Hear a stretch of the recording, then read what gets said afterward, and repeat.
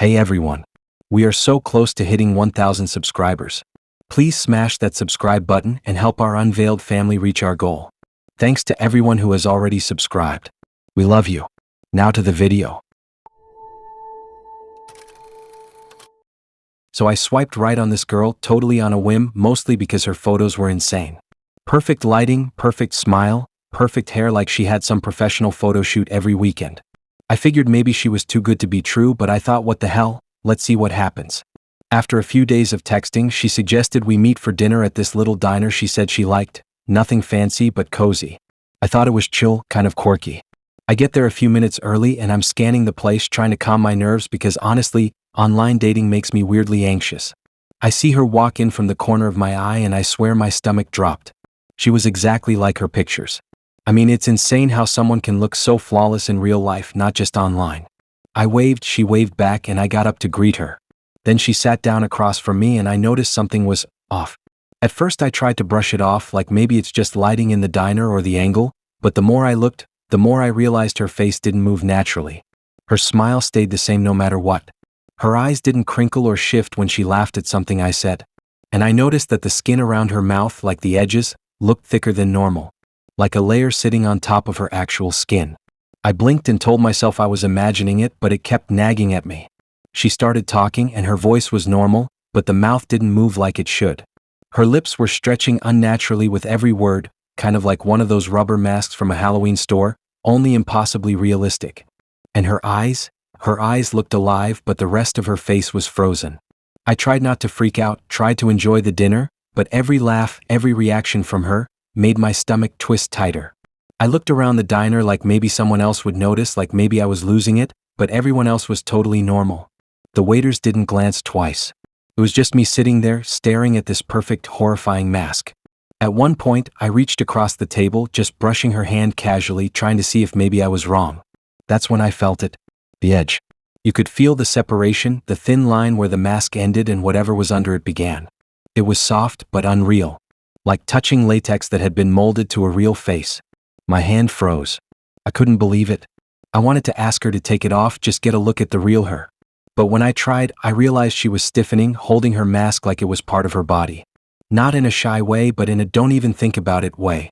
I tried to make a joke about it, something light to see if she'd laugh and ease the tension, but her eyes stayed serious. That smile stayed glued on, perfect and fake, and I couldn't tell if she was angry or just indifferent. We finished our food and she suggested a walk to a park nearby. Normally I would have said yes, but every step toward the street felt heavier, like I was dragging my feet through mud. The night was cold, the street lights flickering, and the more I looked at her mask in that dim light, the worse it got. The eyes seemed to reflect the lights differently than a real face. Shadows clung to her like they weren't supposed to. I kept thinking, okay, maybe she's got some rare skin condition, maybe she has to wear this mask for medical reasons. I tried to rationalize it, but nothing made sense. She wasn't shy or embarrassed, she wasn't hiding, she was just there. And that thing, whatever it was, wasn't coming off. At the park, she sat on a bench and motioned for me to sit next to her. I did, cautiously. The wind picked up, and a few strands of hair blew across her face. I could see the mask edges slightly lifting where the wind hit. My gut was screaming at me, but I wanted to stay calm, not make a scene in public. But then I felt it, something cold and sticky along the edge of her mask. I glanced closer and I could see tiny pores that weren't real, like someone had tried to paint skin texture on plastic. I don't know how long I sat there, frozen, watching her breathe, trying to figure out what to do. I thought about running, but she hadn't done anything threatening. Just sitting there, watching me. That's when it hit me. Maybe she enjoyed the shock, maybe that's why she never took it off. Maybe this was the thing she wanted most, for someone to see and not be able to understand. I tried to make small talk, but everything felt surreal. I noticed the mask had a faint smell, like burnt rubber mixed with something sweet, and I couldn't stop sniffing it without looking rude. Every laugh she made felt mechanical, every blink perfectly timed. I kept trying to find a flaw, a human trait I could latch onto, and every time I did, it would snap back into flawless symmetry like nothing had ever been wrong. Eventually, I couldn't take it anymore. I told her I should probably get going, feeling my heart hammering in my chest. She didn't argue or react. She just smiled, still perfect, still frozen. As I stood up, I noticed she reached down into her bag, her fingers moving weirdly over the strap. I thought maybe she was going to take it off. My stomach dropped. I braced myself for relief, for seeing a normal face. Instead, she pulled out a second mask. A second face, slightly different, more exaggerated features, and she held it up like it was a prop. She didn't say anything, just looked at me. My first instinct was to run, but something about the way she moved, so deliberate and controlled, made me pause. I don't know why I froze, but I did. I left anyway, walking fast back to my car. I didn't look back until I was in the safety of the streetlights. She was standing in the park, perfectly still, staring in the direction I had run. The wind blew her hair across her face, and for a second I thought maybe she was human, but then the mask edges glinted under the light, and I realized she had stayed like that the entire time I ran. I haven't matched with anyone on that app since. Every time I think about that night, I remember the cold, the stiffness, the feeling of someone looking perfect and impossible, and how there was no real person under it. Just that mask, that horrifyingly perfect mask that she refused to take off. I keep thinking maybe she was just lonely, or maybe she gets some thrill from watching someone freak out without doing anything, but I know what I saw. I know what I touched.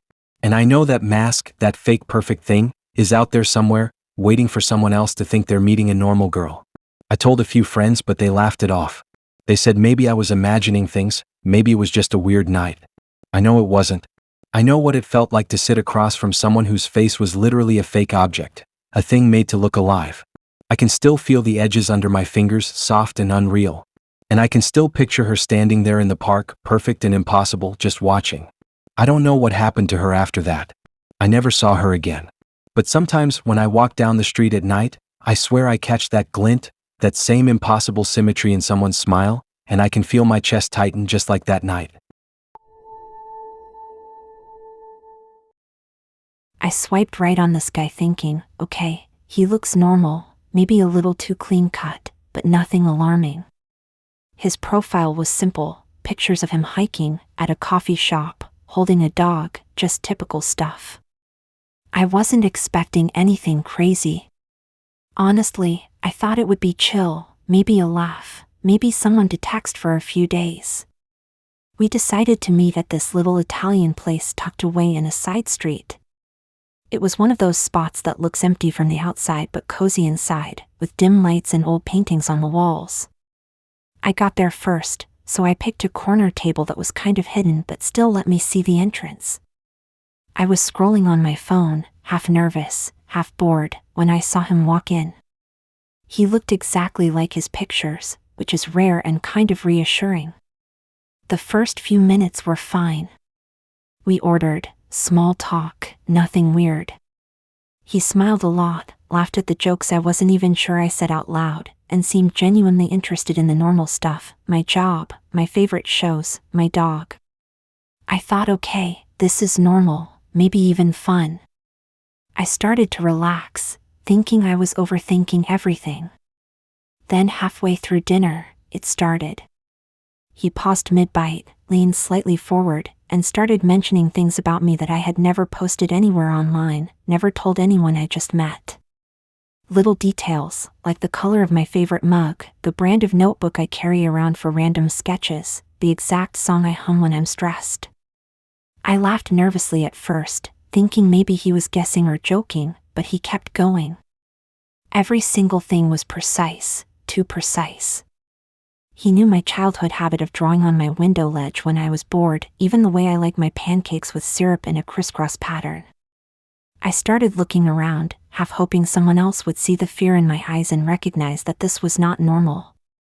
But everyone else in the restaurant was focused on their own tables, laughing and eating, not noticing me frozen in horror. I tried to play it off, saying he must be kidding, but he didn't stop. It wasn't playful, it wasn't flirty. It was like he had been collecting information on me for years, cataloging every little thing. At first, I thought maybe he somehow got my social media, maybe pieced things together, but the more he said, the less possible that seemed.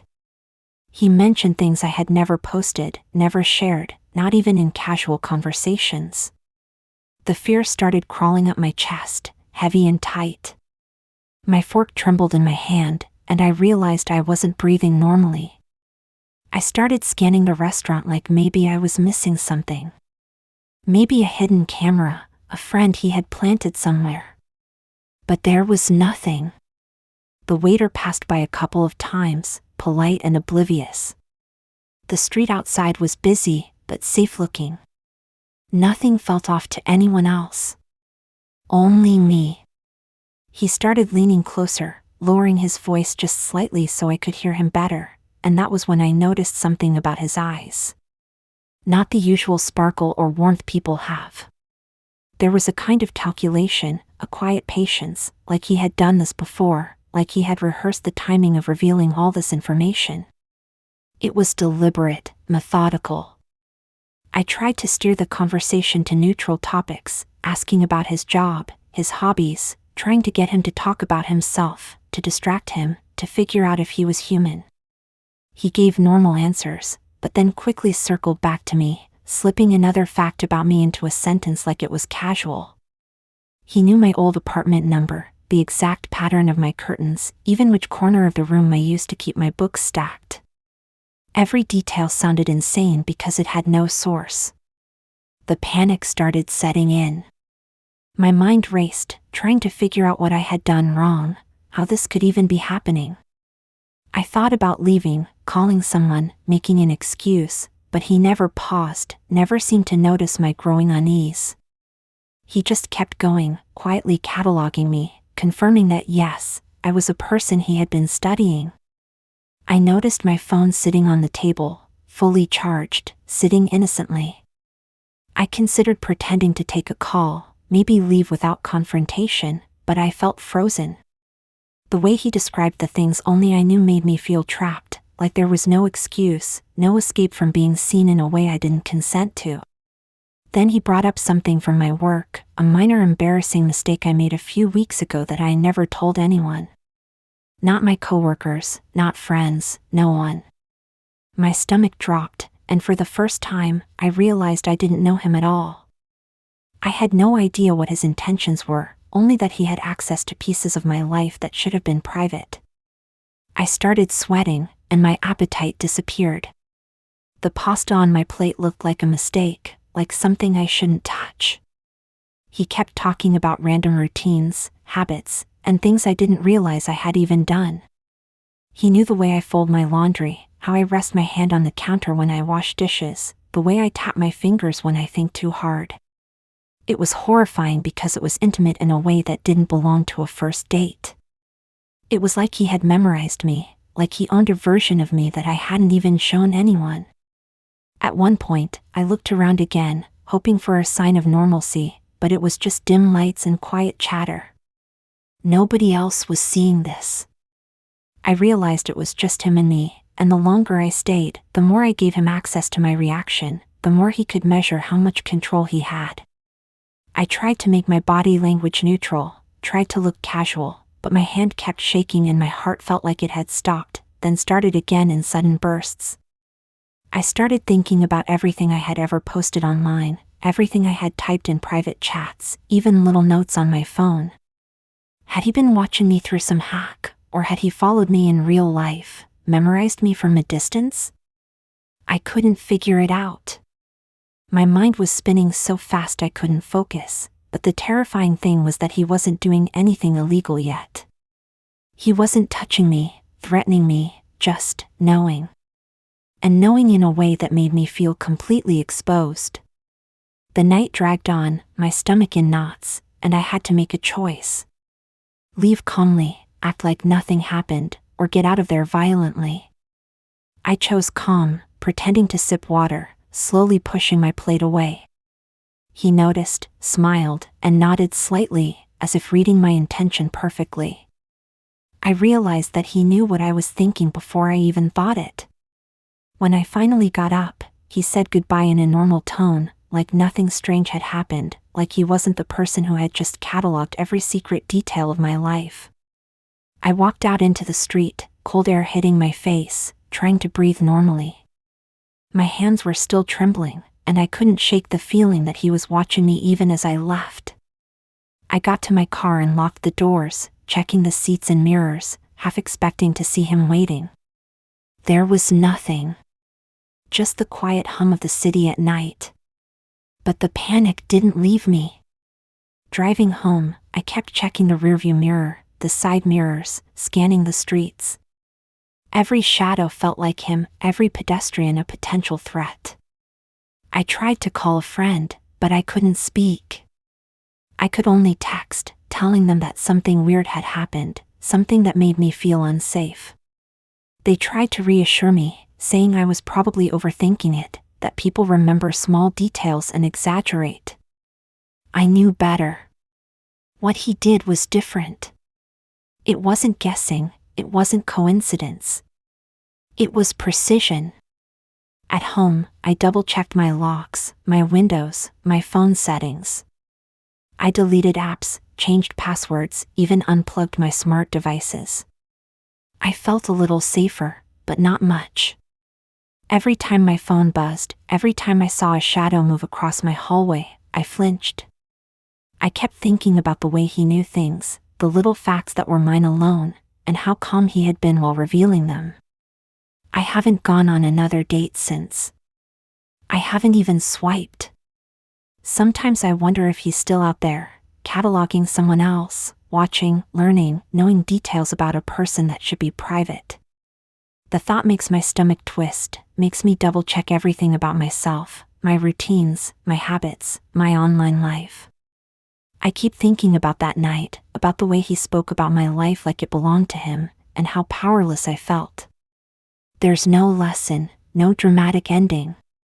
Just that night, that dinner, that feeling of being completely seen by someone I didn't know, and how it changes you. I know what it's like to feel exposed to a stranger in a way that can't be reversed, and I know that it doesn't go away. Not really.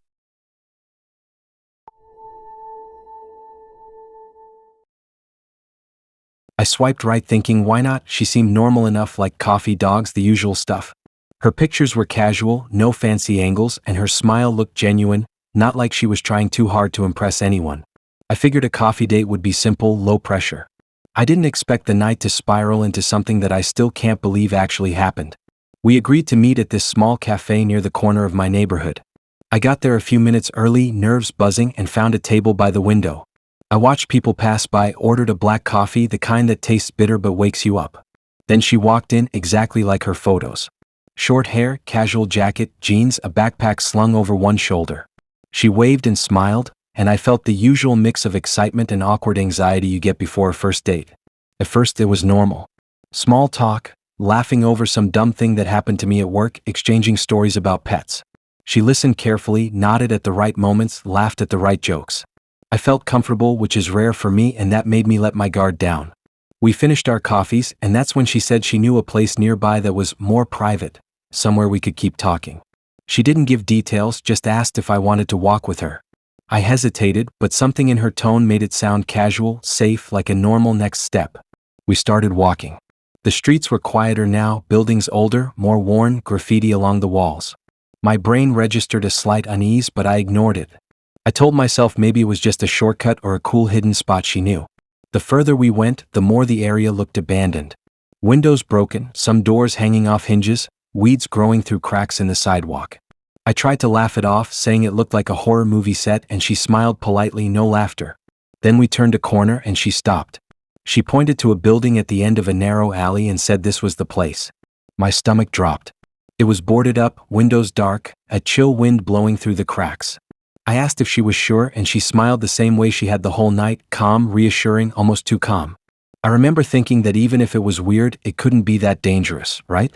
I was young, in shape, and I figured I could handle a little adventure. We went inside. The smell hit me first, damp wood, old concrete, something metallic underneath. My shoes echoed on the floor, every step amplifying the silence. Then I saw the walls. My walls. The layout, the furniture, the exact arrangement of everything in my apartment. It was impossible. Every corner, every door, every bookshelf exactly where mine were. I froze. My brain tried to rationalize it. Maybe a coincidence, maybe a crazy coincidence. But the more I walked through, the more details I noticed. The rug in the living area, my favorite chair, the little lamp I got from a flea market, even the exact same throw blanket on the sofa. She started moving like she knew the place, like she had lived there. Opening doors, pointing out features, talking casually about the kitchen, the way the sunlight hit the living room in the morning. My stomach was in knots. I tried to backtrack, tell myself it couldn't be real, but everything in me screamed that it was. I remembered locking my apartment before leaving. The layout, the things, my patterns, It was all too precise. I told myself maybe she had broken in, copied everything while I was at work. But then I realized she had mentioned things no one could have known. Little habits like the way I leave my keys on the counter, the way I organize my pantry, even the drawings on my fridge. This wasn't just a replica. This was an exact duplication of my private life. We walked through the hallway and I noticed marks on the walls, scuff marks, scratches. Some of them were fresh, some old. I couldn't breathe properly. She moved through it like it was normal, like this was her apartment too. I tried to step back, wanted to leave, but every exit looked the same as the hallway in my real apartment. Panic started to grip me. I realized I didn't know how to get out. Every door, every turn, every staircase mimicked my own place. I was trapped in a mirror of my life. She finally turned to me and smiled, and in that moment, I saw the calculation in her eyes. Not playful, not flirty, not normal human warmth. She had known me. She had studied me. Maybe followed me, memorized every detail, and now she had built this place just to see me react. Every instinct in me screamed to run, but my legs refused. I noticed tiny things I had never shared. A mark on the corner of my coffee table, a little dent in the wall near the bathroom sink, even a torn page from a notebook I had tossed. Everything I thought was private, everything I thought was invisible to anyone else, she had replicated. The floor creaked under my weight, the shadows shifted in ways that felt wrong. It was like the building wasn't just a copy, it was alive with her knowledge of me. I kept moving forward, trying to find an exit, but the space kept rearranging itself. A door I thought was the exit turned into my bedroom. A window that should lead outside opened into my bathroom. I realized I was navigating a physical maze built from my life, designed around me, and she was guiding me through it. My mind raced, trying to think of ways to escape. I thought about screaming, but the walls absorbed sound, like they weren't letting my voice escape. She walked beside me, calm like this was normal. I kept thinking how long she must have planned this, how meticulously she must have studied my apartment, my routines, my patterns. The thought made my chest tighten, my stomach turn. I realized I didn't know her at all. All the conversations in the cafe, all the casual laughter, had been a setup. Every word, every movement, every smile designed to lead me here. Hours felt like minutes, minutes felt like hours. I noticed personal items she couldn't possibly have known. Things tucked away, random little details I never thought mattered. Yet she pointed them out, casually, like showing me a room in a new apartment, as if to say she had been everywhere I had been, seen everything I had done. I kept imagining her watching me, planning this, knowing exactly how I would react, and it made my head spin. I tried to run again. Every hallway looked like my own, every room reflected my life. My panic was growing uncontrollably, and yet she didn't stop me. She just smiled, moved around me, watching, guiding, observing. It was like she had created this labyrinth to see how I would handle being surrounded by myself, duplicated, controlled, and exposed. At some point, I realized I couldn't differentiate the building from my real apartment anymore. Every turn, every object, every shadow felt like home and yet horribly wrong at the same time. The walls whispered familiarity and threat at the same time. My mind was screaming, my body trembling. I was inside my own life, but it wasn't mine. Eventually, I found the door that led back to the street. I don't know how I picked it, I just ran through, bursting out into the cold night air. The building loomed behind me, dark, silent, like it had been waiting for me to leave so it could reset, waiting for the next person to walk inside. I didn't stop running until I was several blocks away, until the city noise covered the echo of my footsteps. I got home and checked every lock, every corner, every window. I couldn't stop looking at my apartment like it was different, like maybe she had been here, like maybe she could appear again at any moment. I haven't opened my door without checking the hallway, haven't left my apartment without glancing back, haven't trusted the way familiar spaces feel. There's no moral here, no lesson, just the memory of seeing my life replicated by someone else, someone who knew me so well I couldn't escape their gaze. I keep thinking about that building, the way it mirrored my life exactly, and the calm, deliberate way she guided me through it. That night changed the way I see my own home, my own space, and even my own routine. I know she could exist anywhere, waiting, replicating, observing, and there's nothing I can do about it.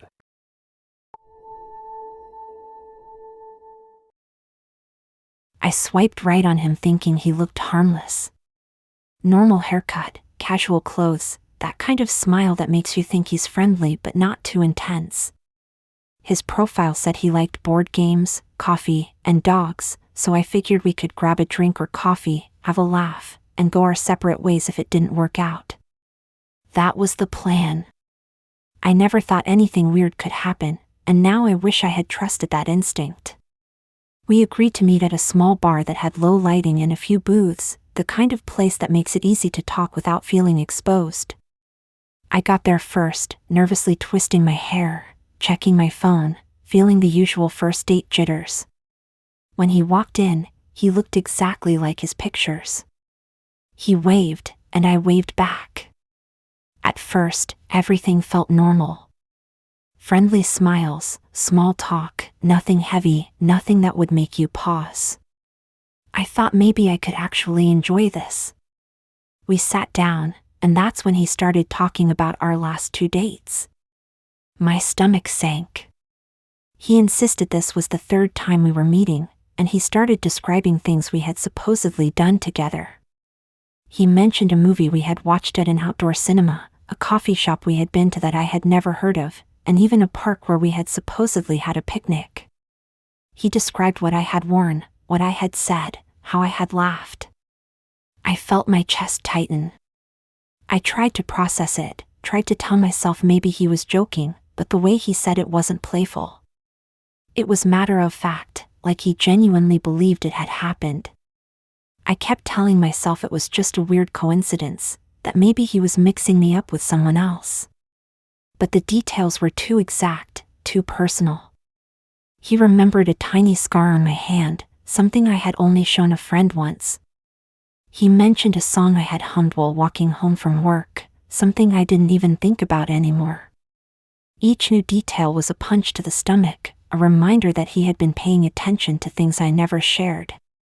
I tried to make excuses, maybe talk about work, about normal stuff, to redirect the conversation. But he would circle back, dropping another memory of a date I never went on. He described things that didn't exist, events that I had never experienced, and every time he said something, I felt my mind crack a little. The room felt smaller, the lights dimmer, the music too loud, like everything was closing in on me. At first, I thought I could leave. I thought maybe I could stand up, say I had to go, and walk out. But every time I tried, he subtly leaned closer, blocking the way. Not aggressively, not threateningly, just enough to make it awkward to get past him. I felt trapped, like a fly caught in a web. I noticed the exit signs, the way the bar was laid out, and realized I was counting doors and planning escape routes while trying not to panic. He kept smiling, calm, confident, like nothing was wrong. And that was the worst part.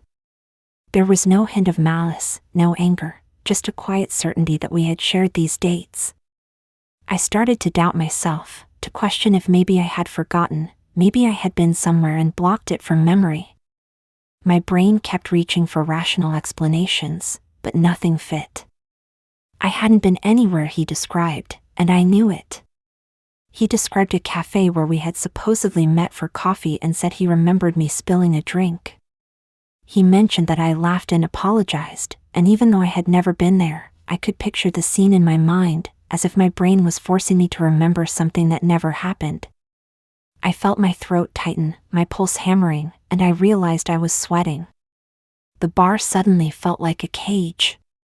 I tried to text a friend, tried to call someone to make an excuse, but my phone was in my bag, and reaching for it would have looked suspicious. Every time my hand twitched toward my bag, he noticed, and he smiled again. Like he knew exactly what I was thinking. Like he could read my mind. I started imagining he had been following me, memorizing my routines, cataloging everything about me so he could create these fake memories and make me doubt myself. Hours seemed to pass in minutes. I couldn't escape the weight of his certainty. The way he spoke, the confidence, the exact details, it was terrifying. He mentioned small things I had only told my therapist, things that were supposed to be private.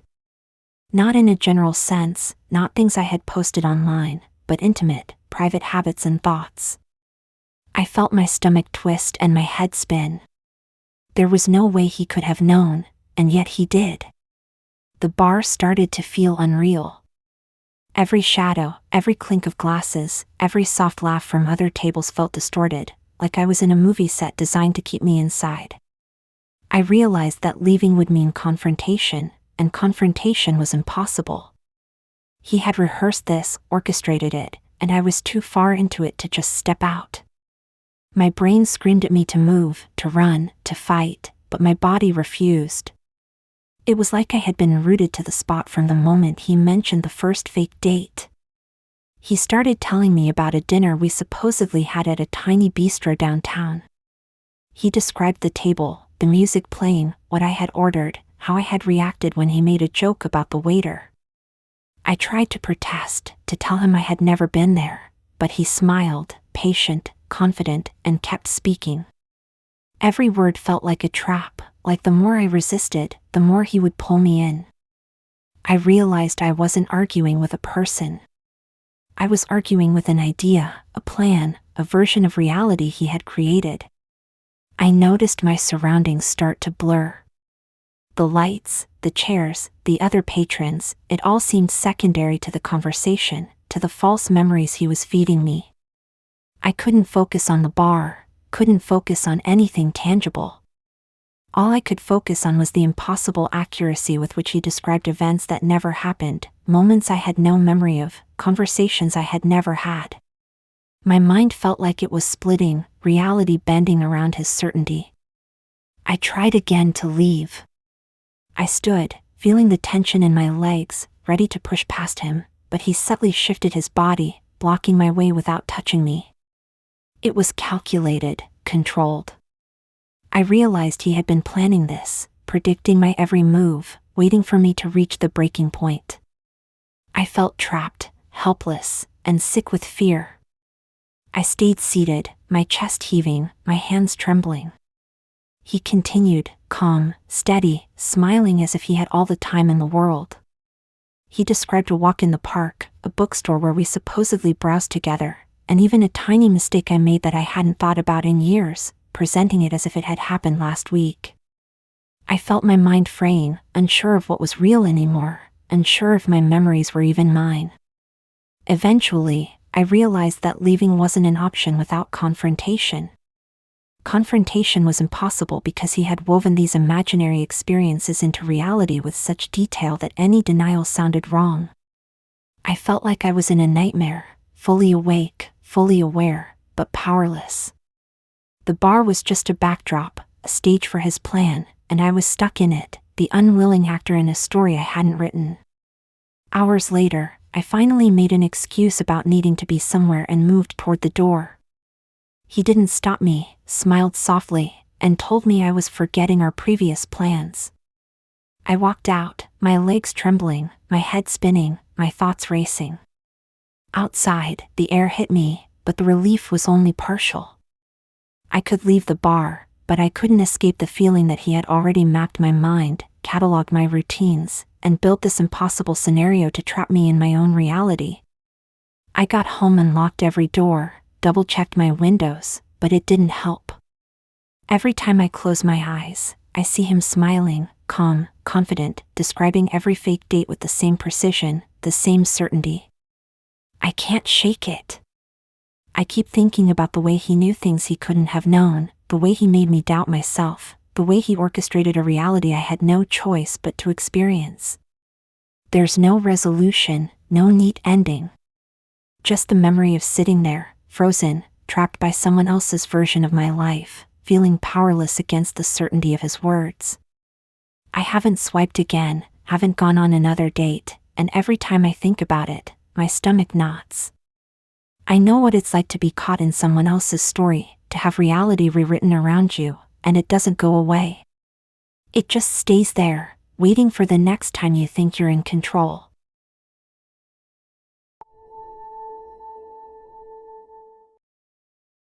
I matched with her on Tinder one Friday night after scrolling half-heartedly through profiles, the kind of swiping where you're just looking for something to do, something to make the weekend feel less empty.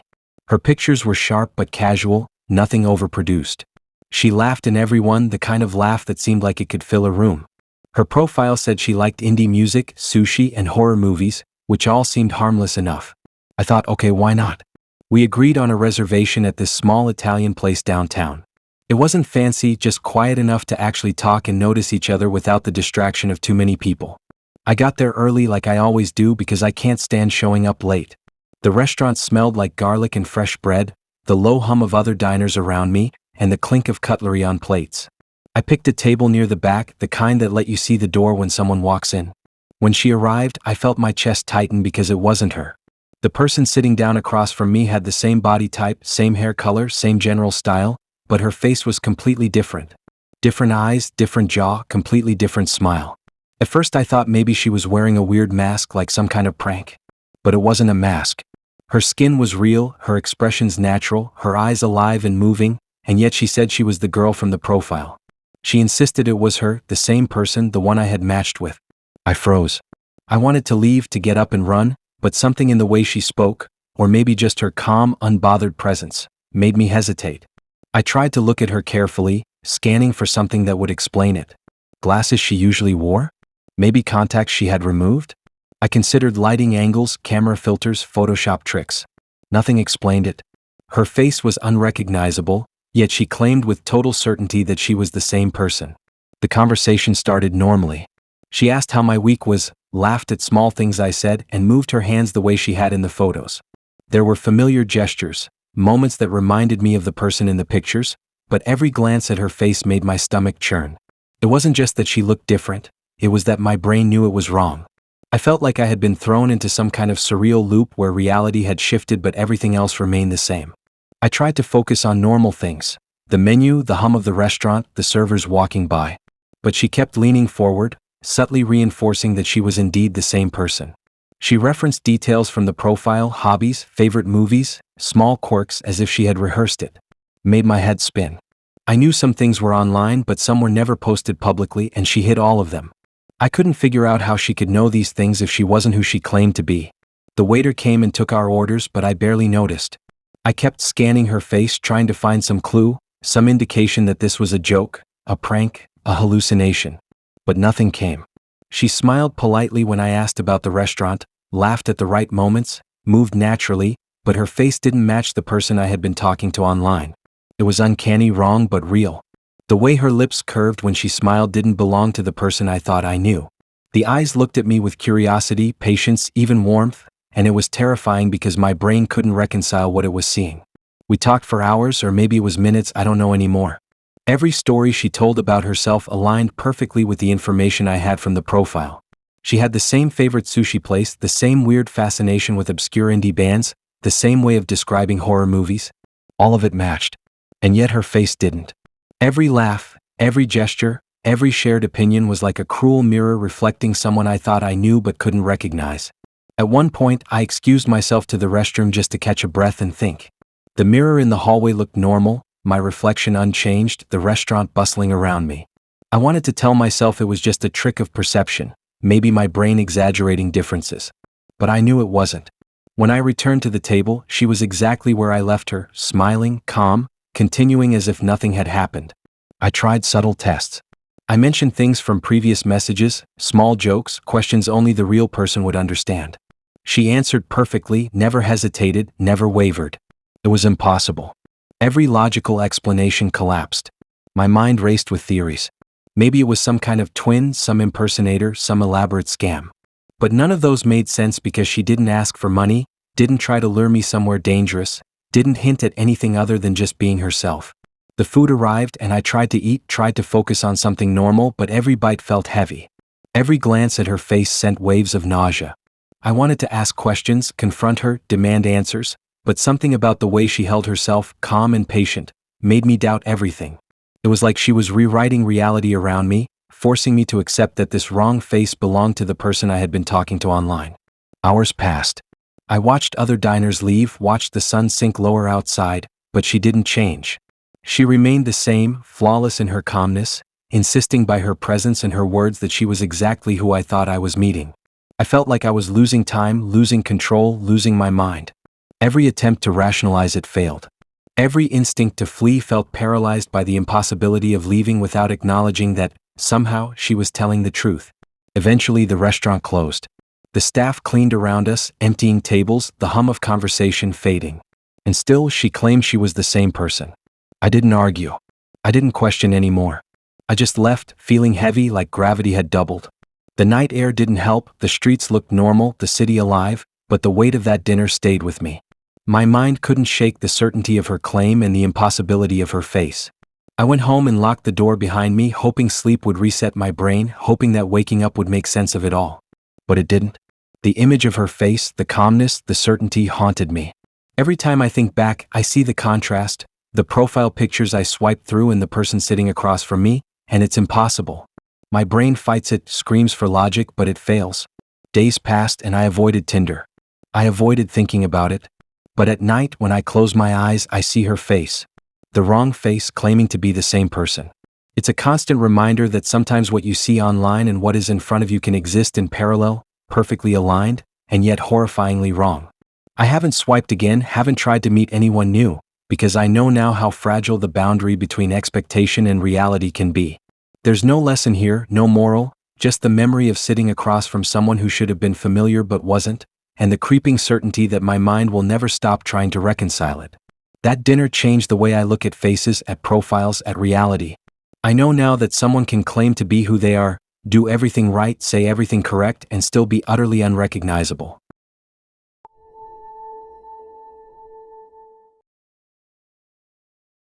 I matched with him on Tinder on a slow Tuesday night, just scrolling through faces while eating cold leftovers on my couch. His profile seemed normal, the kind you don't overthink. Casual selfies, a dog in one, a hiking picture in another. Nothing that screamed weird, nothing that made me pause. So I swiped right. We started chatting, nothing intense, just jokes about work and complaining about the weather. He suggested we meet for drinks, and I agreed, figuring it would be harmless. The bar he picked wasn't far from my apartment, small and dimly lit, with the kind of booths that let you feel semi-private but still part of the room. I got there early, as usual, and sat in a corner near the window so I could watch the door. He arrived a few minutes later, smiling, carrying himself like he belonged there. First impression? Totally normal. Nothing out of place. I felt that first date jitter, the mix of excitement and nerves, but it was familiar and manageable. We ordered drinks, made small talk, and everything seemed fine. Until he pulled out his phone and swiveled it toward me. On the screen, there was a live feed of my living room. My apartment. My exact apartment.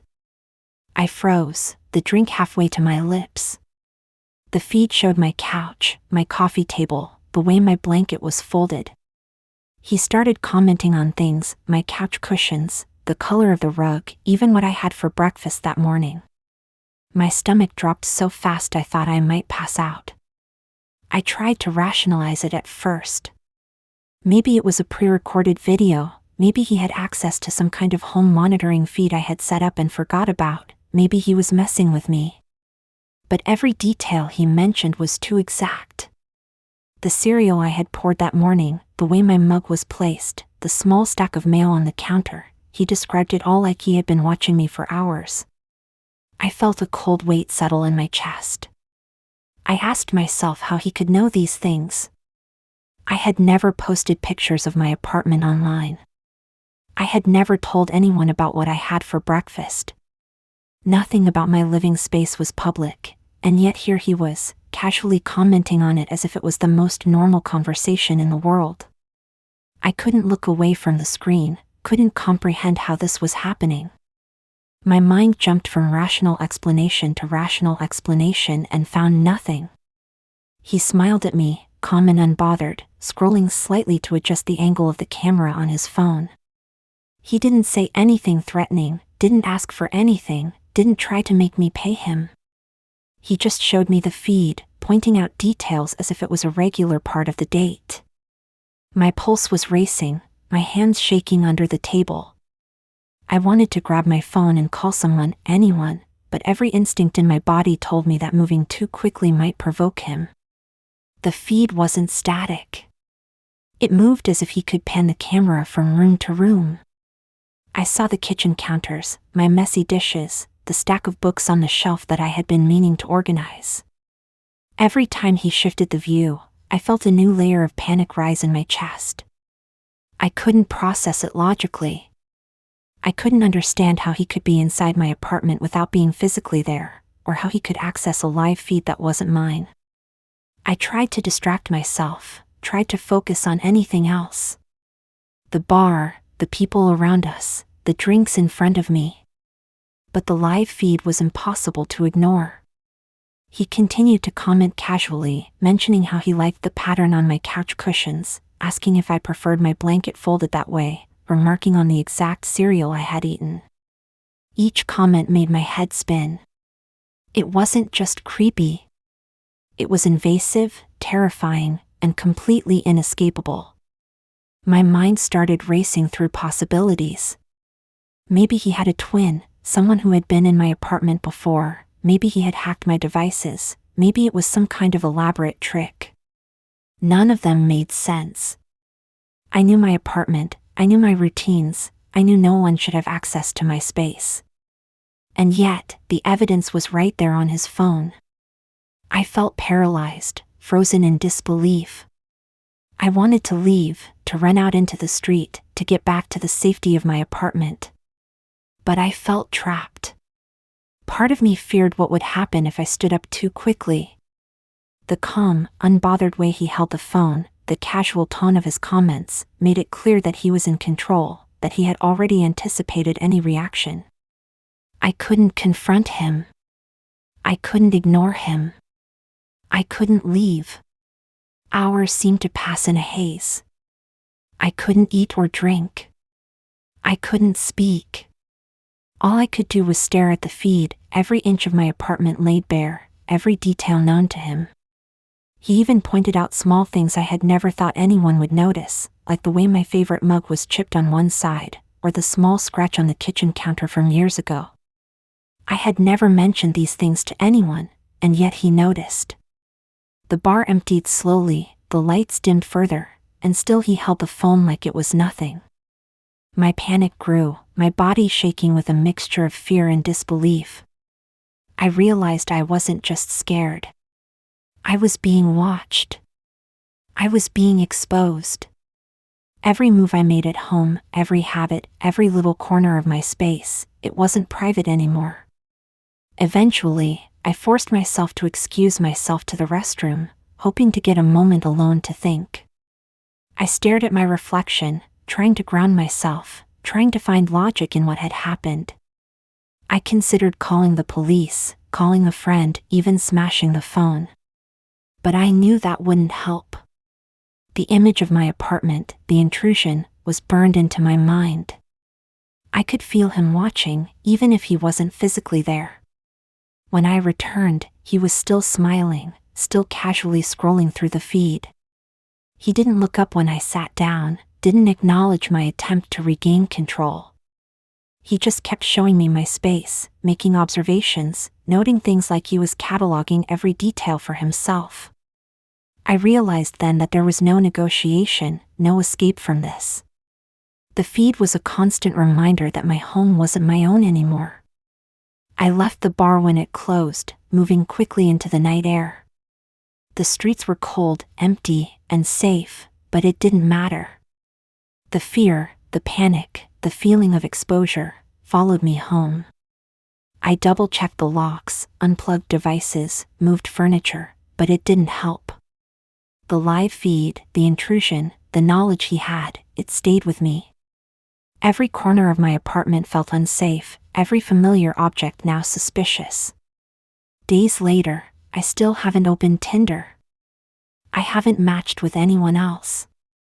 Every time I close my eyes, I see that phone, the feed of my apartment, him pointing at my furniture, commenting on the small, personal details that should have been private. I haven't slept well. I haven't felt safe. I can't go home without feeling like someone is watching. I've thought about changing apartments, changing routines, moving somewhere new. But the memory of that feed, the ease with which he accessed my life, follows me like a shadow I can't shake. There's no happy ending.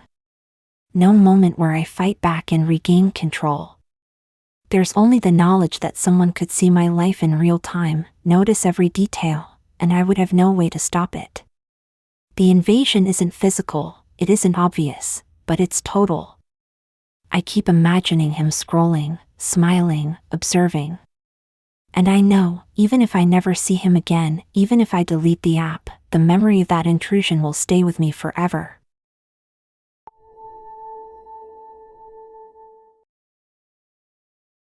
I was swiping through Tinder late one night on a Tuesday, half awake, mostly bored, eating a cold slice of pizza and trying not to fall asleep on the couch.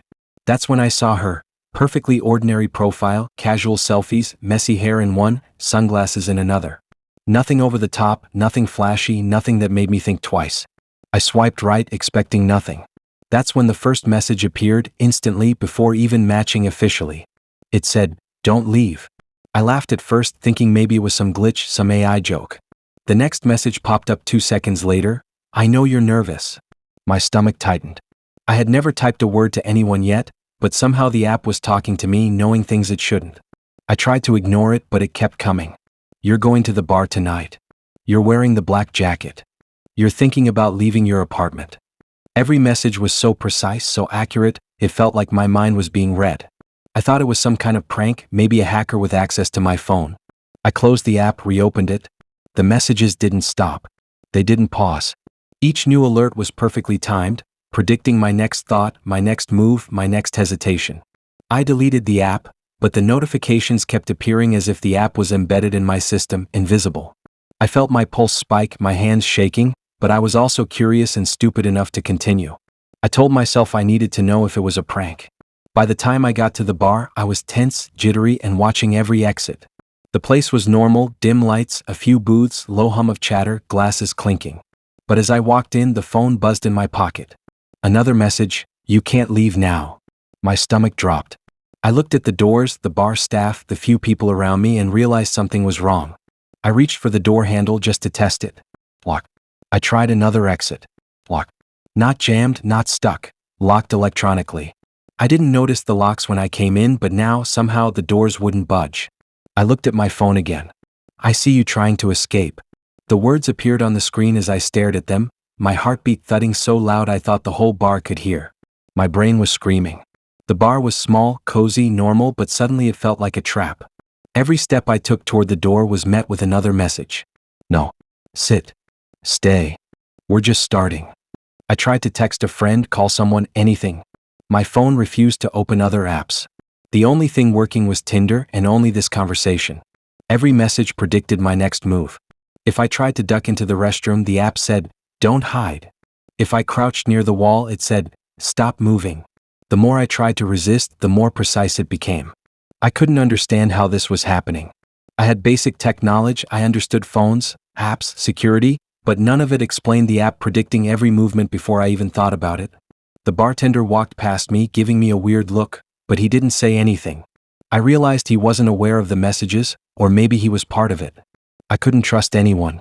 I tried looking around for cameras, signs of someone controlling the locks, but there was nothing. It was just me, the app, and the impossibility of the situation. Hours passed, or maybe minutes, I couldn't tell. My perception of time had warped. Every message from the app was perfectly timed, catching my thoughts mid-air. "You're getting impatient. You want to scream. I see your hands trembling." I wanted to smash my phone, throw it into the air, destroy it completely, but somehow I knew it wouldn't stop. Eventually, I sat at a booth trying to calm myself, breathing shallowly. The phone buzzed again. "Good. You're listening." I felt a wave of dread. This wasn't just predicting me. It was controlling me. The app wasn't just watching. It was guiding me, shaping me, dictating my options, removing my control. My chest tightened. I had no way out, no escape, no one to call, and a creeping, horrifying understanding that this wasn't a glitch. I started pacing, slow circles, testing the boundaries of the bar. Each step, each hesitation, each glance was anticipated. Every time I considered running, the app sent a message seconds before I moved. Every exit I tried was locked before my fingers even touched the handle. I began to feel my thoughts weren't mine anymore. The app had me inside a box I couldn't escape. Then the messages started getting personal. They mentioned the color of my shoes, the way I tied my laces, the slight tear in my jacket sleeve. Things no one could know unless they were watching me constantly. I realized I had been observed long before this night. Every choice, every habit, every movement, cataloged and predicted perfectly. The app wasn't just software, it was some kind of entity that had studied me, trapped me, and now was playing a game with me. I tried reasoning with myself, telling myself I was paranoid, imagining things, losing it.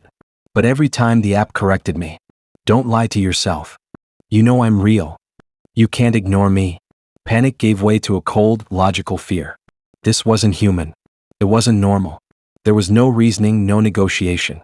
There was only the app, the locked bar, and me. I tried to get help, yelling to the bartender, trying to attract attention. He didn't respond, didn't notice, didn't exist in the normal way anymore. The few people in the bar were just shadows, vague outlines, as if the reality around me had warped. I felt like I was trapped in a simulation designed to observe me, manipulate me, and teach me I had no control. At some point, I slumped into a corner, exhausted, heart hammering, unable to process the impossible situation. The phone buzzed one last time. Good. Now you understand. The words didn't just warn, they confirmed that the night, the bar, the app, my life outside, even my attempts to resist were all irrelevant. Control wasn't mine. It had never been mine. I don't remember leaving or how I ended up outside, but the messages stopped as soon as I stepped into the street. The doors of the bar were normal again. I could move freely. My phone worked like normal, Tinder looked like a normal app. But the memory, the feeling of being predicted, of having every action anticipated and restricted, stayed. Every time I think about swiping right again, I feel that same cold dread, that same invisible hand guiding, predicting, trapping. It didn't teach me a lesson. It didn't end neatly. It was just a night I can't forget, a bar I'll never return to, a feeling of being watched and controlled that didn't leave. Every time my phone buzzes now, I flinch and I know that somewhere, somehow, the app is waiting, learning, and predicting.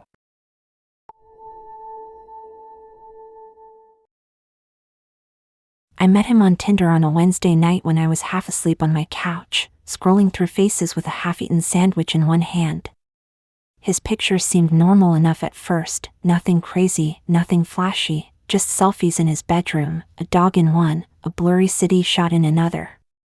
I swiped right mostly out of boredom, not thinking much about it. He matched instantly, and his first message was casual, friendly, a little awkward in that way that makes you think he might actually be real. We chatted a bit online, the normal small talk, joking about work, the weather, nothing that made me uncomfortable. He suggested we meet the next weekend. I agreed, trying to act casual even though I wasn't particularly excited. I had met a few people through Tinder before, mostly forgettable, but I thought maybe this time it would be different. I didn't know what was coming.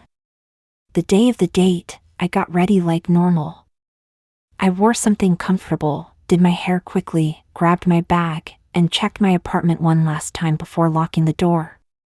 I stepped outside and felt normal, like I was going to meet someone new and maybe have a decent night. I got to the cafe we had agreed on, and he was already there, smiling awkwardly, waving me over. He seemed normal, a little quiet, but nothing strange. My nerves were just first date nerves. We sat down, ordered drinks, and started talking. Everything seemed fine at first. Then, at some point, he pulled out his phone. I didn't think much of it, people check their phones all the time, but then he swiveled it slightly toward me, and I noticed something that made my stomach twist. On the screen were pictures of me, sleeping in my bed. I froze. At first, I thought maybe it was a joke, some old picture I had posted online. But the angles didn't exist, angles that no camera in my apartment could have captured. One shot was from above my shoulder, showing my face in sleep. Another was from the corner of the room, my laptop and messy desk in the background. Every shot was precise, detailed, and taken while I was completely unaware. He smiled at me while holding the phone. The words appeared on the screen like a caption, "Do you like surprises?" I couldn't speak. My mind raced through every possible explanation, none of which made sense. I didn't know how he could have taken those pictures. I didn't know how he could have known about the angles, the positions of objects in my room, the exact way I slept. I felt my heart pounding, every muscle in my body tense. I tried to laugh it off at first, pretending like it was just some creepy joke, but the smile on his face told me it wasn't a joke. I could feel the air between us change, thick and heavy, and suddenly I realized I was in a situation I couldn't control. I couldn't look away from the screen. I couldn't escape the reality that this stranger had been watching me, somehow, and now held evidence of it in his hand. I asked myself how long he had been doing it. Had he been outside my apartment, somehow sneaking in while I slept? Did he have cameras? How had he found a way to capture angles I didn't even know existed in my room? My mind kept jumping from theory to theory, each one worse than the last. The fear was suffocating, but I couldn't move, couldn't speak, couldn't act. He swiped through the pictures slowly, showing me more and more, each one more invasive, more intimate, more horrifying. I noticed the small things he pointed out with his eyes: my favorite blanket folded a certain way, the mug I always left by my bed, the stack of notebooks I had been meaning to organize. Every detail, perfectly captured. I felt my chest tighten, my body tense, my mind screaming at me to run, but I was frozen. The cafe around us seemed normal, but I couldn't trust anything. Every noise, every shadow, every person felt like part of the trap. I realized I didn't know if anyone else was involved, if he had been watching me for weeks, months, or just tonight. I didn't know if my apartment was safe, if my phone had been hacked, if every little action of mine had been recorded. I thought about leaving, moving, calling someone, but I felt like every move I made would be anticipated. His eyes never left mine, and the phone never left his hand. The words "Do you like surprises?" kept echoing in my head. I realized then that the surprise wasn't just the photos. It was the knowledge that he had invaded my space without me ever knowing. He had turned my privacy into a weapon, and I had no control over it. Time stretched into something unrecognizable. Minutes passed, hours maybe, and still he held the phone, still showing me the pictures, still smiling like he had done nothing wrong.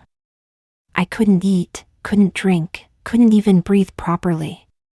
Every instinct in me was screaming to get away, but I had no clear way to do it without provoking him, without giving him some reaction he wanted. I realized the cafe wasn't just a meeting place anymore. It was a stage for him to show control. Every glance at the screen, every slow swipe, every smile was a calculated move to dominate, to terrorize, to make me understand that he had been inside my life, watching me, knowing me in ways I didn't even know about myself. I couldn't comprehend it, couldn't reason it, couldn't escape it. Eventually, I forced myself to stand, my hands trembling, my body shaking. I walked toward the door, careful not to make any sudden moves. He didn't follow. He just watched, smiling, holding the phone like a trophy. I didn't know what to say, didn't know what to do. I left the cafe as quickly as I could, my legs almost carrying me faster than I could think. Once outside, I realized the streets were normal, the air cold but safe, the city moving around me without care. But the memory, the images, the invasion stayed. I couldn't look at my apartment the same way. I couldn't sleep without imagining cameras in every corner. Every sound at night, every small movement, felt like it could be him, still watching. Days later, I keep thinking about the photos, the angles, the details. I keep imagining that smile, the phone in his hand, the words asking if I liked surprises. I've changed locks, unplugged devices, moved furniture, but it doesn't matter. The images are burned into my mind. I feel exposed, tracked, and completely violated in a way I can't explain. There's no resolution, no ending where I regain control. There's no justice, no reckoning, no neat escape. There's only the memory of him, the phone, the photos, and the way he smiled, asking if I liked surprises, as if all of it was just a game. Every time I close my eyes, I see those angles, I see the room from impossible perspectives, and I feel the same terror I felt that night.